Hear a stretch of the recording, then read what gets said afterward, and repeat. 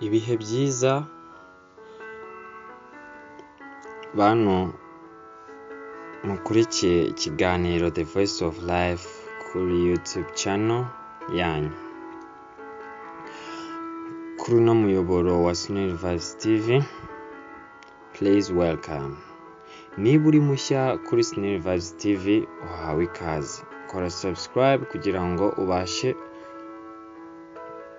kubona ibiganiro byacu mu bantu ba mbere, bikugereho mu bantu ba mbere buri ko dushize ikiganiro kuri uru rukuta rwa YouTube channel kuri Snell Vibes TV.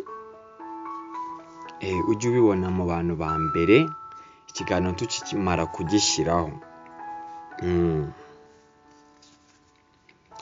Kandi ndakwibutsa gusharinga kino kiganiro ku bantu ukunda. Niba ari umuntu ukunda, musangize iki kiganiro kubera ko nawe cyamufasha. Nkuko nawe kiri kugufasha, kigiye kugufasha. Ibyo ugiye kumvira muri iki kiganiro tugiye kuganira cy'uyu munsi, ndabizi neza biragufasha, kandi uko ntekereza yuko nanjye byamfashije mu bushakashatsi nakoze bikamfasha, nawe ntekereza yuko byagufasha. Ikindi ntibibagirwe guha like iki kiganiro kugira ngo kigere ku bantu benshi, kibafashe nkuko nawe cyagufashije. Tanga igitekerezo cyawe muri comment section. Nyamuneka tanga igitekerezo cyawe, ntukamere nk'umuntu waje kuri no channel agataha nta kintu avuze cyangwa nta kintu akuyemo. Ndashaka ibitekerezo byanyu muri comment, uvuge ibyo wumviye muri iki kiganiro. Ntukamere nk'umuntu wanyuze ahantu ariko wamubaza se byagenze bite, ntagire ikintu yakubwira, mbese akamera nk'umuntu utari uhari kandi yahageze. Niba wageze kuri uyu muyoboro wacu wa Snell Vibes TV, tanga igitekerezo, ha like iki kiganiro kigere ku bantu benshi, nkuko nawe ucyumvishe. Uhe amahirwe n'abandi kibagereho, kibasangize.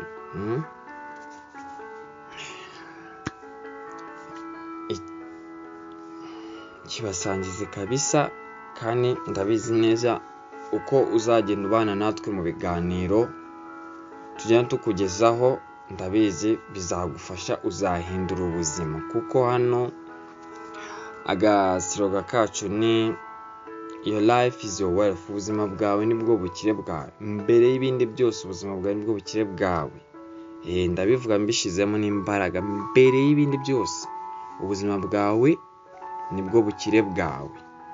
Utagiye kureba ku mafaranga, utagiye kureba ku bandi bantu bose, menya ko buri kintu cyose kigutangiriraho.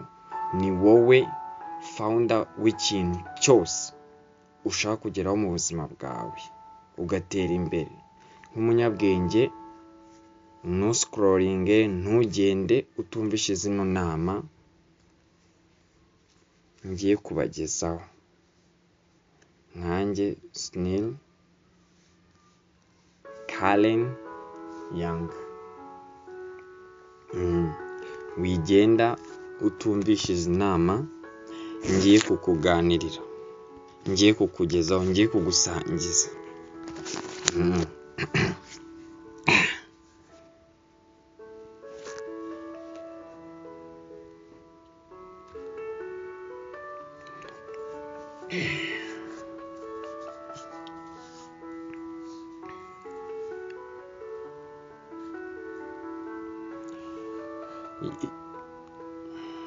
Yego, ubwoba burababaza, bushobora no kuguca intege kabisa.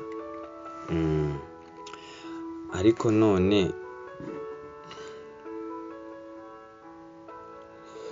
nubwo ubwoba bubabaza bukaba bwanaguca intege, ariko bumenya ahantu inzozi zawe ziri kurusha uko ubizi wowe. Muraho neza bantu beza kuri Snell Vibes TV. Ni Kalen Snell Young. Turatangiye. Nabanje kubaha ikaze, mbashimira, mbabwira n'uburyo wakora subscribe, ukalikinga ikiganiro cyacu, ukandika muri comment section ikintu wumva utekereza nanavugaho mu biganiro by'ubutaha. Rero wigenda utumvishije ikiganiro cyacu cy'uyu munsi. The topic of today, ubwoba ni umurinzi w'inzozi zawe. Episode ni ya 2, icyo utinya nicyo kiguhindurira ubuzima.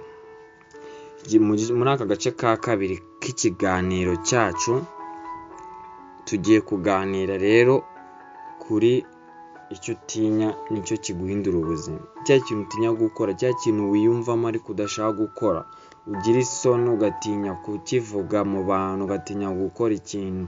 Ndagira ngo uyu munsi mubwire naje narakaye, kuko ibintu ngiye kuguha ukuri kuzuye 100%. Ntago nde bukubembekereze.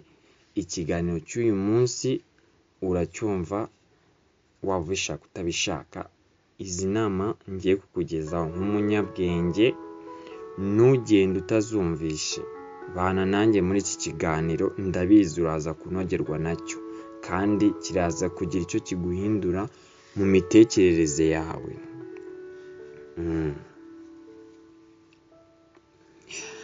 Mu kiganiro cy'uyu munsi muri podcast The Voice of Life, muri The Voice of Life y'uyu munsi rero nabateguriye ko tugiye kuganira ku gice cya 2, icyo utinya nicyo kiguhindurira ubuzima.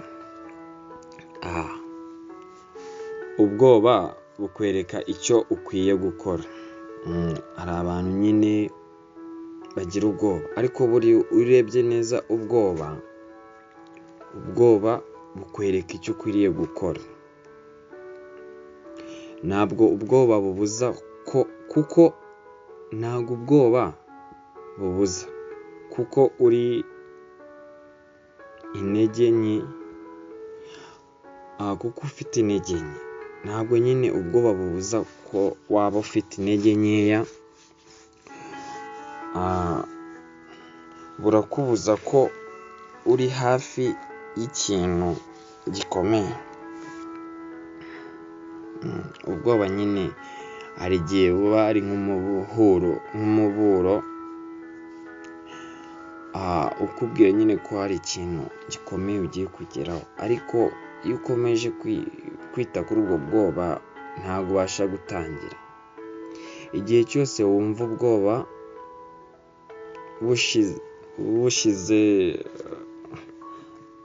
bushize neza, nabwo ushobora gutinya ibintu bidafite agaciro.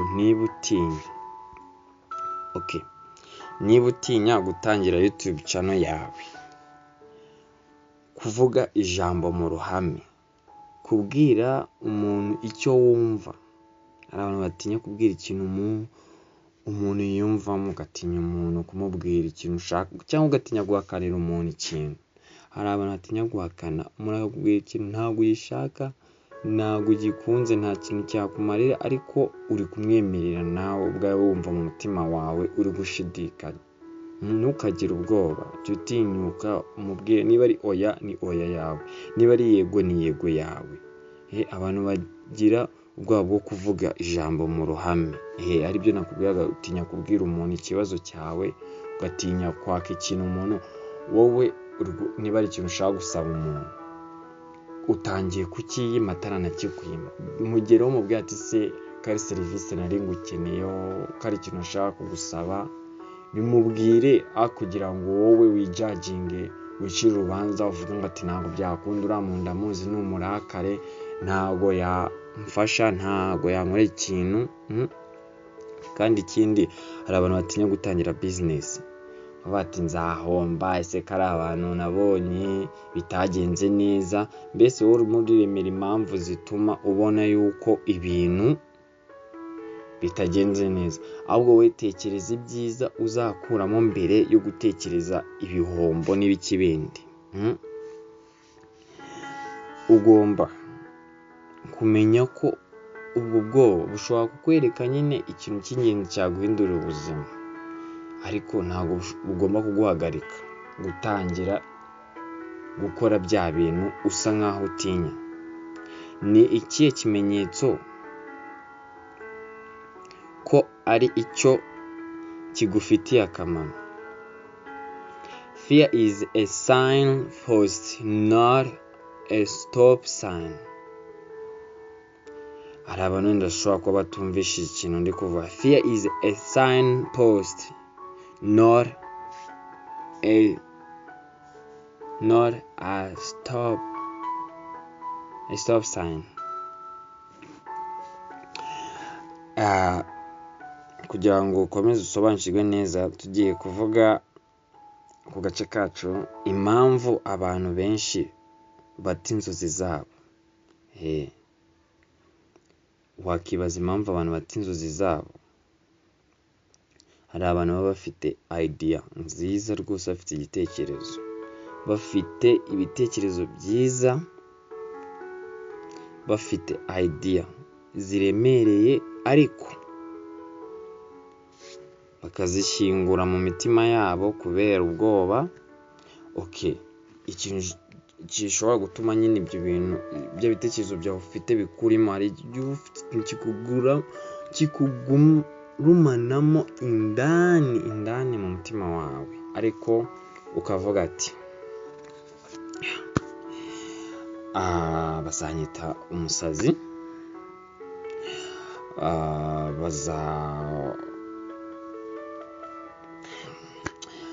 bazanyita umusazi nibabona ibintu ngiye gutangira. Akenshi abantu bagatinya kwitwa abasazi, bagatinya ko bazakorwa n'isoni, bagatinya gutsindwa. Hari abantu batinya gutsindwa ariko batanatangiye. Ese wowe uzavuga ko ikintu gishoboye guta utagikoze ngo kikunanire?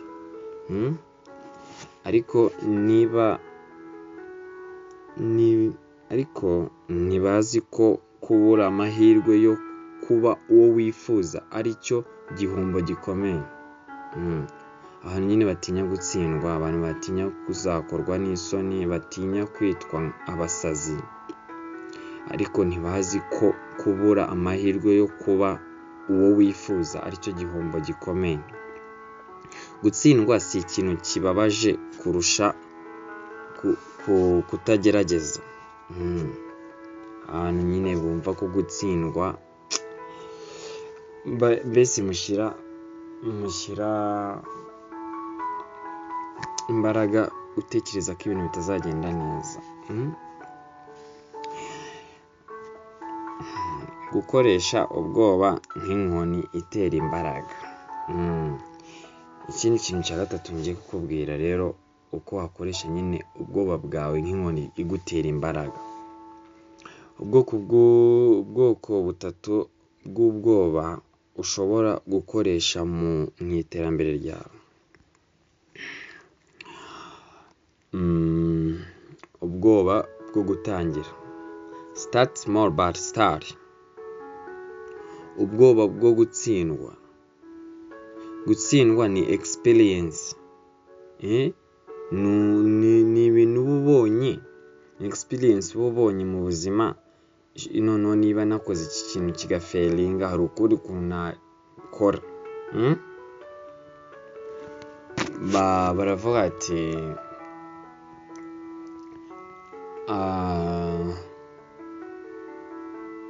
try to fail, not fail to try. Gerageza utsindwe, ntugatsindwe kugerageza. Ubwoba bwo kwiyerekana. Menya ko isi ikeneye viziyo yawe y'ukuri. Inama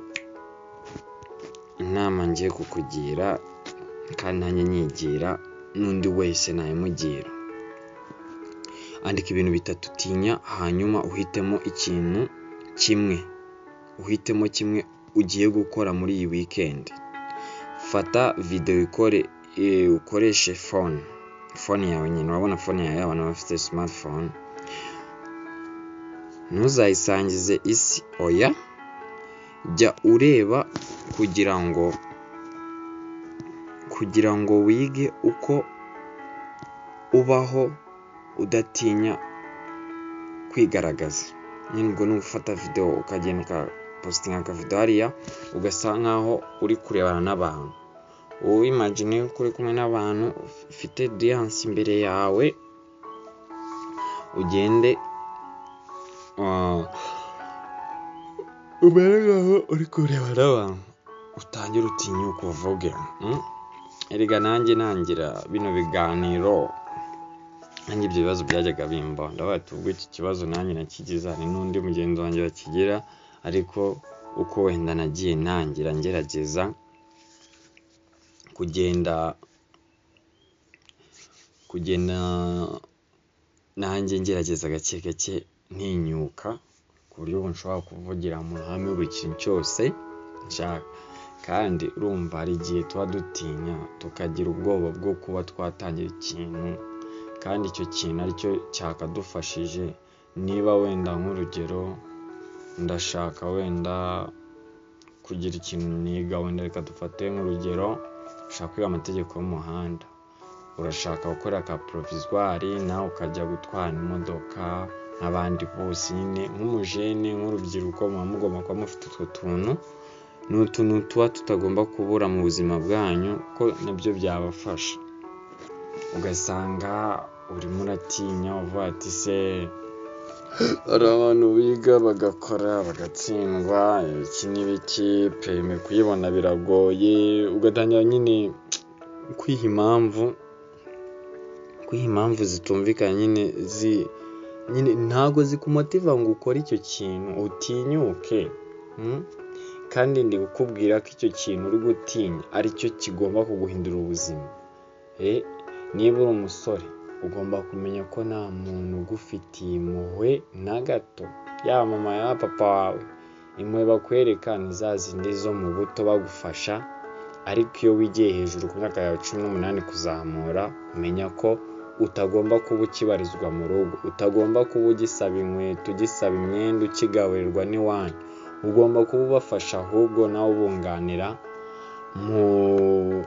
muri responsibility zo mu rugo, ubafasha. Nawe uraho uracyari iwanyu, nta kantu na kamwe ufite kagufasha gutangira, nta kantu ufite kakunganira, uracyasaba urukweto, uracyarwanira igikoma na petite seri wawe na petite garçon wawe, muri aho ngaho nyine uracyazinduka kujya ku meza, ahubwo wakagiye ugakora ukagira ikintu uzana ku meza. Ababyeyi bawe nabo bibatera ishema, bati umwana wacu rwose hari iterambere, hari icyo tumubonamo. Rero umwanzuro nsoza n'iki kiganiro cy'uyu munsi muri The Voice of Life, muri izi nama z'uyu munsi, mbabwira yuko ibi biganiro bigiye kuzajya biboneka 3 mu cyumweru, kandi bikaza bifite karite iri hejuru, kandi bifite inyigisho nyinshi bishobora kubafasha, namwe mukaba mwakura mugatera imbere. Rero umwanzuro w'uyu munsi, soza reka mbabwire ikintu nshaka ko dusoza twumve muri iki kiganiro, kandi ndagira ngo umbwire icyo ukuyemo muri The Voice of Life y'uyu munsi. Iyo wumva ubwoba, menya ko ibintu bikomeye biri bugufi. Komeza iruke, ntuzahagarare. Komeza wiruke, ntuzahagarare. Ubwoba ntuzabuhunga, ariko ushobora kubuhagarara imbere ugakomeza. Buri gihe wumva ubwoba, ufata decision, ufata umwanzuro. Ni iki kiri kumisha amahirwe yanjye? Ni iki kiri guhagarika inzozi zanjye? Ubwo bwoba mfite bukoreshe nk'iturufu, bukoreshe nk'inkota igufasha gutangira, ikwereka hari amahirwe, hari opportunities utari gushyikira, hari ibintu byinshi byiza ukeneye kugira mu buzima bwawe, ukeneye kugira mu buzima bwawe. Ndasoje uyu munsi, nibyo nari nabateguriye, ariko ndakwibutsa muntu ukurikiye ibiganiro byacu kuri The Voice of Life. This is a podcast, The Voice of Life. Subscribe kuri Snil Vibes TV niba wumva uri gutera imbere nyine mu buzima bwawe. Share iyi episode n'umuntu utinya gutangira ikintu. Sangiza umuntu utinya gutangira ikintu bya bindi atinya nyine, kandi aribyo byakagombye kumuhindura ubuzima. Ndagira ngo iyi episode igice cya kabiri ukimusangize, ndabizi kizamufasha, kandi mujye mumbwira muri comment niba ikiganiro cyarabafashije, ko nanjye biranezeza iyo mbona ubufasha n'uruhare rwanjye mba ntanga mu guhindura isi ikaba nziza, bigera ku bantu bikabafasha. Nanjye ndabikunda rwose. Nkeneye muri comment yuko mubingaragariza nyine, munyereka ko hari ikintu biri kubafasha bino bintu, kandi ndabizi bizabafasha. Reka duhure mu biganiro by'ubutaha. Nari Snil Kalen Young. Mugire ibihe byiza abantu bakurikira ikiganiro cyacu The Voice of Life kinyura kuri Snil Vibes TV. Umuntu utarakora subscribe, umuntu utaragera kuri uru rubuga, urimo uracikwa n'ibyiza, urimo uracikwa n'inama z'ubuzima, urimo uracikwa nk'umunyabwenge. Wita umwanya wawe ujya kureba abakobwa bambaye ubusa, ujya kureba inkuru zambaye na njyahe, ujya kureba byacitse bidafite umumaro. Fata iki kiganiro cyumve. Ushobora kucyumva uri gukora imirimo yawe, ukacyumva uri mu rugendo. Niyo mpamvu nakoze gutya ino video, kugira ngo bitatuma uhagarika nyine ibikorwa byawe. Ndabikora gutya mu buryo bw'amajwi n'amashusho, ubundi ukaba washyiramo kuteri ukacyumva mu bikorwa byose waba uri gukora. Reka duhure mu biganiro by'ubutaha. Ciao, hasta la vista. Ndabakunda cyane. Nari Snil Kalen Young.